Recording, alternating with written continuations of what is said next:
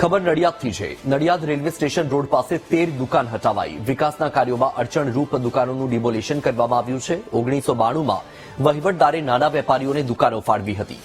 હાઈકોર્ટે પણ પાલિકા તરફી ચુકાદો આપ્યો હતો। ડેડલાઇન પછી પણ દુકાનદારોએ દુકાન ખાલી નહોતી કરી।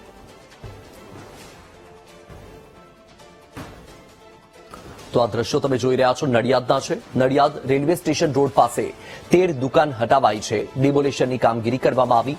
વિકાસના કાર્યોમાં અડચણરૂપ હતી દુકાનો, જેનું ડિમોલિશન કરવામાં આવ્યું। વધુ માહિતી મેળવીએ સંવાદદાતા વિનોદ શર્મા ફોનલાઈન પર જોડાયા છે। વિનોદ, રેલવે સ્ટેશન રોડ પાસે ડિમોલિશન કરવામાં આવ્યું, શું માહિતી? જી વત્સલ, આ જ્યાં ઘટના બની છે નડિયાદ રેલવે સ્ટેશન રોડ ઉપર 13 દુકાનો આવેલી છે, જેઓને હાઈકોર્ટ સુધી મામલો પહોંચ્યો હતો। હાઈકોર્ટમાં પણ તેમના વિરુદ્ધની અંદર ચુકાદો આવ્યો અને નડિયાદ નગરપાલિકાને આ દુકાનો ડિમોલિશન કરવાનો આદેશ હતો। આપને જણાવું કે 1992ના વર્ષમાં વહીવટદાર ગિલબર્ટ દ્વારા 1 લાખ રૂપિયાની નોન રિફંડેબલ જી વિનોદ, માહિતી બદલ આભાર।